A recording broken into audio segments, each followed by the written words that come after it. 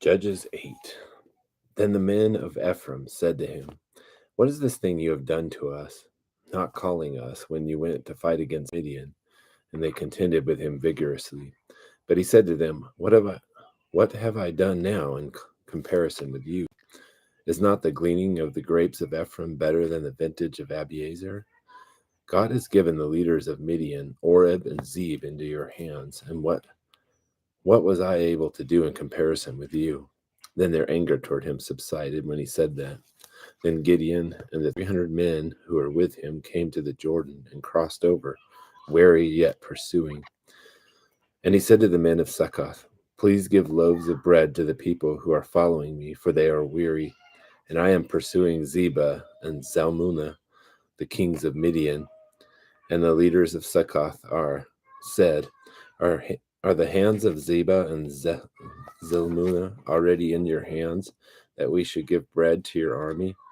And Gideon said, "All right, when the Lord has given Zebah and Zalmunna into my hand, then I will thrash your bodies with the thorns of the wilderness and with briars." And he went up from there to Penuel and spoke similarly to them. And the men of Penuel answered him just as the men of Succoth had answered. So he spoke also to the men of Penuel, saying, "When I return safely, I will tear down this tower." Now Zebah and Zalmunna were in Karkor, and their armies with them, about 15,000 men, all who were left of the entire army of the sons of the east, for the fallen were 120,000 swordsmen.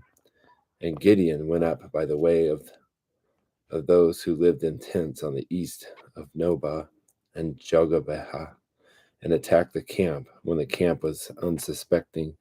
When Zebah and Zalmunna fled, they pursued them and captured the two kings of Midian, Zebah and Zalmunna, and routed the whole army.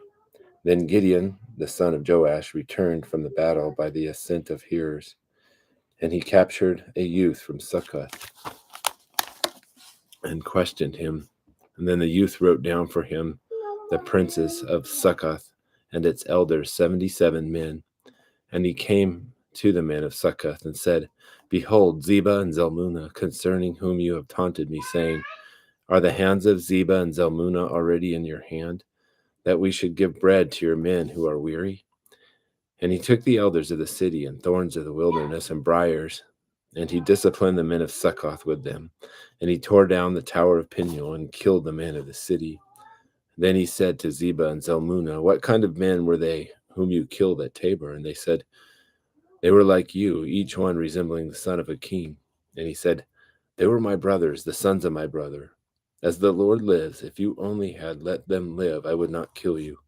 So he said to Jether, his firstborn, "Rise, kill them."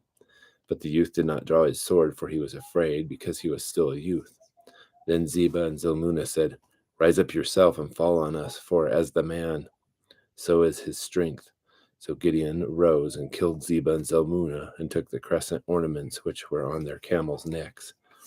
When the men of Israel said to Gideon, "Rule over us, both you and your son, also your son's son, for you have delivered us from the hand of Midian." But Gideon said to them, "I will not rule over you, nor shall my son rule over you. The Lord shall rule over you." Yet Gideon said to them, "I would request of you that each of you give me an earring from his spoil." For they had gold earrings, because they were Ishmaelites. And they said, "We will surely give them." So they spread out a garment, and every one of them threw an earring there from his spoil. And the weight of the gold earrings that he requested was 1,700 shekels of gold, besides the crescent ornaments and the pendants and the purple robes which were on the kings of Midian, and besides the neckbands that were on their camels' necks. And Gideon made it into an ephod and placed it in his city, Ophrah. And all Israel played the harlot with it there, so that it became a snare to Gideon and his household. So Midian was subdued before the sons of Israel, and they did not lift up their heads any more. And the land was undisturbed for 40 years in the days of Gideon. Then Jerubbaal, the son of Joash, went and lived in his own house. Now Gideon had 70 sons who were his direct descendants, for he had many wives. And his concubine, who was in Shechem, also bore him a son, and he named him Abimelech. And Gideon the son of Joash died at a ripe old age, and was buried in the tomb of his father Joash in Ophrah of the Abiezrites. Then it came about, as soon as Gideon was dead, that the sons of Israel again played the harlot with the Baals, and made Baal Berith their god. Thus the sons of Israel did not remember the Lord their God, who had delivered them from the hands of all their enemies on every side, nor did they show kindness to the household of Jerubbaal, that is Gideon, in accord with all the good that he had done in Israel.